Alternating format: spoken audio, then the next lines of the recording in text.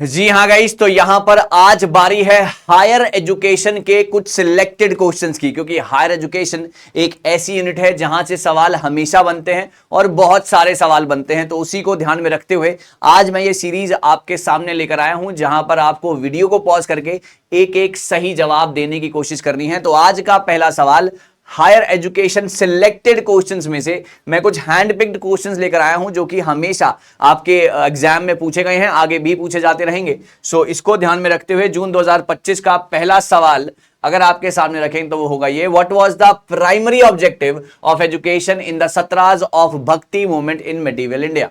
Military training, spiritual moral development, agriculture skills या trade and commerce? मध्यकालीन भारत में भक्ति आंदोलन के सत्रों में शिक्षा का प्राथमिक उद्देश्य क्या था? ट्राई करेंगे राइट आंसर्स गाइस एवरीवन, शाबाश। ओके, ट्राई करेंगे राइट आंसर्स एवरीवन, शाबाश। वीडियो को पॉज कर लीजिएगा। और इस सवाल का अगर मैं सही जवाब बोलता हूं तो इस सवाल का सही जवाब है स्पिरिचुअल एंड मॉरल डेवलपमेंट। जी हां, वो क्या चाहते थे? वो आध्यात्मिक एवं नैतिक विकास जो है स्टूडेंट्स का चाहते थे। वो चाहते थे कि कैसे स्टूडेंट्स और ज्यादा बेहतरीन हो सकते हैं in terms of spiritual development, है ना। उनका जो है मॉरल डेवलपमेंट और स्पिरिचुअल डेवलपमेंट होना बहुत ज्यादा वहां पर जरूरी था। द सतराज ऑफ द भक्ति मूवमेंट मेडिवल इंडिया रिलीजियस थे, एजुकेशनल इंस्टीट्यूशन ने बहुत ही बढ़िया रोल प्ले किया यहां पर। और भक्ति मूवमेंट के क्या था? स्पिरिचुअल डेवलपमेंट होना चाहिए, मॉरल डेवलपमेंट होना चाहिए, कि लोगों का जो वहां पे पढ़ने आते थे उनका जो है कनेक्ट गॉड से होना चाहिए, एक स्पिरिचुअल जो है उनके अंदर भावना आनी चाहिए, एक भक्ति की भावना आनी चाहिए, और दूसरा उनका मॉरल डेवलपमेंट का होना भी बहुत ज्यादा जरूरी है। मॉरल वैल्यूज, एथिकल वैल्यूज की भी प्रैक्टिस वहां पर करवाई जाती थी। सो राइट आंसर इज, है ना, यहां पर ध्यान से देखिएगा, spiritual development was the right answer, spiritual and moral development was the right answer. चलिए, which of the following is known as Calcutta university commission? इनमें से क्या कलकत्ता यूनिवर्सिटी कमीशन किसको कहा जाता है? क्या वो है सैडलर कमीशन, क्या वो है कोठारी कमीशन, हंटर कमीशन या वुड डिस्पैच? एक ऐसी कमीशन जिसको जो है आपको कलकत्ता की यूनिवर्सिटी को सुधारने के लिए, उसका जो है उसको बेहतर से बेहतरीन बनाने के लिए जो है उसके ऊपर बात थी, तो वो कौन सी कमीशन थी? नन अदर देन, सबको ये आंसर पता होगा और 100% जवाब आया होगा। राइट आंसर है इसका A, Sadler commission. This is absolutely right. 1917, है ना, 1917 सैडलर कमीशन को कलकत्ता यूनिवर्सिटी कमीशन भी कहा जाता था। यहां पर कलकत्ता यूनिवर्सिटी को फुल फ्लेजेड यूनिवर्सिटी बनाने की बात कही गई थी, उसका इंफ्रास्ट्रक्चर सुधारने की बात कही गई थी, उसको अगेन बेहतर से बेहतरीन बनाने की बात यहां पर कही गई थी। तो this is very very important. चलिए आगे बढ़ेंगे।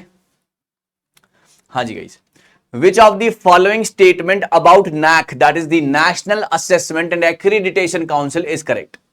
बताएंगे guys. It was established by Ministry of Education. It accredited technical institution exclusively.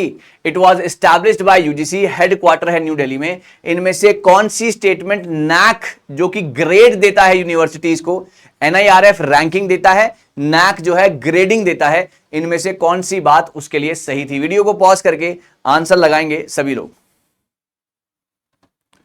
Video को पॉज करके आंसर लगाएंगे सभी लोग, जितने भी लोग बैठे हैं।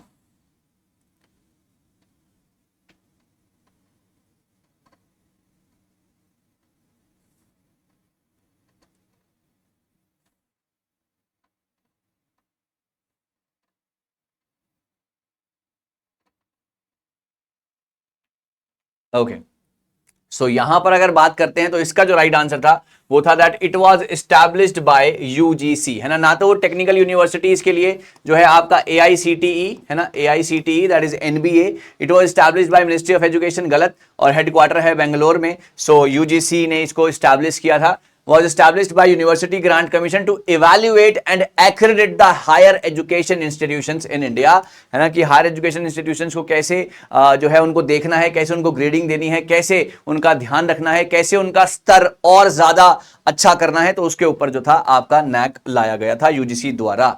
बिल्कुल सही है सर। नीति आयोग, नीति आयोग क्या है? क्या वो एक स्टैट्यूटरी बॉडी है, भारत सरकार का एक संवैधानिक निकाय है, भारत सरकार का एक स्वायत्त निकाय है, भारत सरकार का एक सलाहकार निकाय है, और या फिर भारत सरकार का एक अधिशासी निकाय है? NITI Aayog is an statutory, autonomous, advisory या एग्जीक्यूटिव बॉडी ऑफ जीओआई?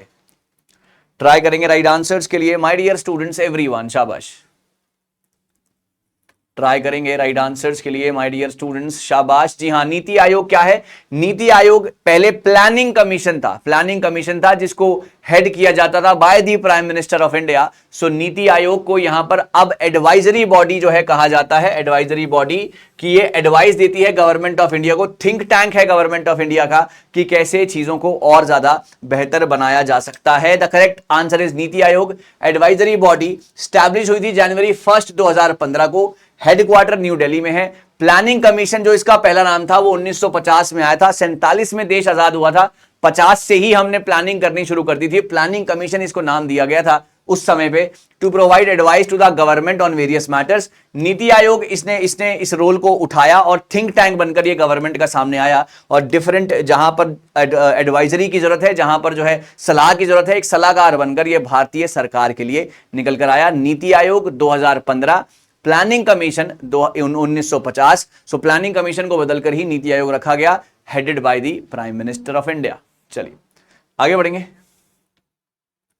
हाँ जी sir, NAAC established by, in which year NAAC was established बताएंगे? 1994, 95, 97, 99। काफी बार ये सवाल पूछा गया है और सवाल बिल्कुल सही होना चाहिए।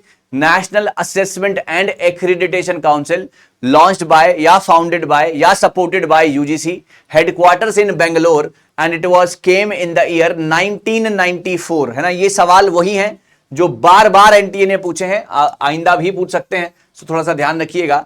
1994 is the right answer my dear students, ठीक है। तो इस बात का ध्यान रहना चाहिए सभी को। कौन सा regulatory body is responsible for overseeing the development and maintenance of higher education in India? Sir very important question, आसान सवाल है लेकिन काफी बार पूछा गया है, आगे भी पूछा जाता रहेगा, तो थोड़ा सा ध्यान यहां पर रहना जरूरी है गाइस, थोड़ा सा ध्यान यहां पर रहना बहुत ज्यादा जरूरी है गाइस। यस, ओके, जी हाँ। तो सर इसका जो oversee the development and maintenance of higher education, अगर ये किसी ने काम किया है तो ये काम किया है यूनिवर्सिटी ग्रांट कमीशन 1956। इसका पहले जो था रिकमेंडेशन 1948 में बाई दी राधाकृष्णन कमीशन द्वारा दे दिया गया था। यहां पर अगर गौर डालते हैं, रेगुलेटरी बॉडी है इंडिया के अंदर, एक्रीडिटेशन एंड रिकॉग्निशन के लिए भी देती है, यूजीसी ने ही नैक को बनाया था, है ना। और उसके बाद जो है वहां पर एक्रेडिट और रिकॉग्निशन की बात कही थी। फंड्स देती है यूनिवर्सिटीज को ताकि ज्यादा से ज्यादा डाइवर्सिटी और वैरायटी हिंदुस्तान की एजुकेशन के अंदर आ सके।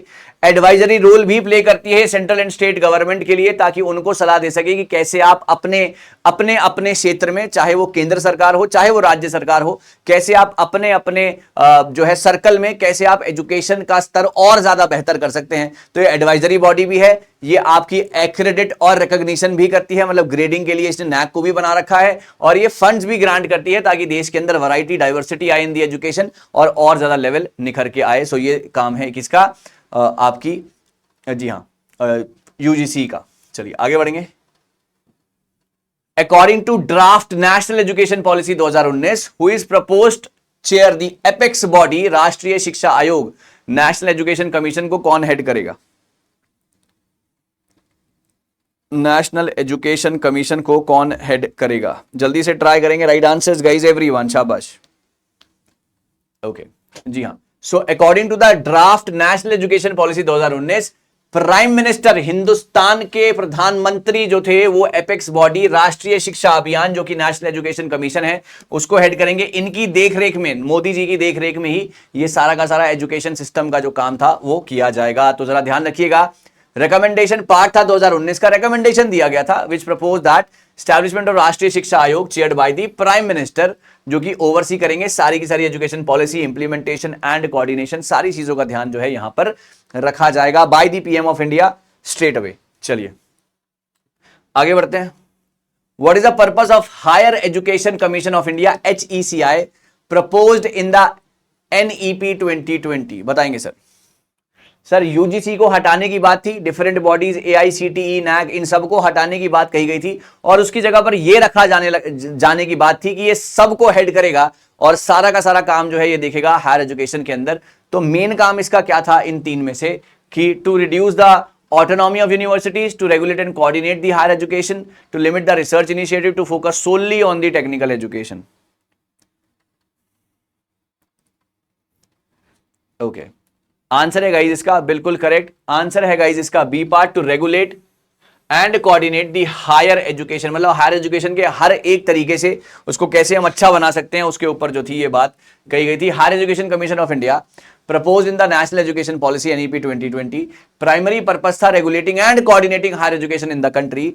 HECI intended to replace the university grant commission, जो कि मैंने आपको बताया, और सिंगल रेगुलेटरी बॉडी बनकर जो है सामने आना चाहता था, उसको ओवरलैप करना चाहता था। और ये जो अब यूजीसी काम करता है, इसने NAC को बनाया, AICTE जो है वो टेक्निकल एजुकेशन, ये कह रहा है मैं सब कुछ कर लूंगा तो मुझे आने दो। That was the thing guys.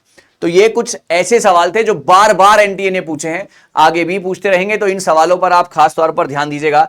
इसके अलावा ये आपका एक होमवर्क का सवाल है, which value is not mentioned in the list of key qualities to be developed in the curriculum under new education policy। काफी बार ये सवाल पूछा है, मैंने क्लास में भी कराया है और मुझे फिर से इसका आंसर चाहिए क्योंकि काफी सारे बच्चे इसमें कंफ्यूज हो जाते हैं। So I need answers of this, और इसी तरीके से आगे बढ़ते रहेंगे, कुछ नया कुछ बेहतरीन आपके लिए लाते रहेंगे और आप इसी तरीके से हमारे साथ जुड़े रहिएगा। Thank you so very much. MWF पर रात को 9 बजे ऐसे ही क्लासेस होती रहेंगी। आप कौन सा टॉपिक चाहते हैं कमेंट सेक्शन में लिखेंगे, और संडे यानी कि 15 जून को ICT की महामैराथन दोपहर को 12 बजे से लाइव मेरे साथ आपका इंतजार कर रही है। Thank you so much guys.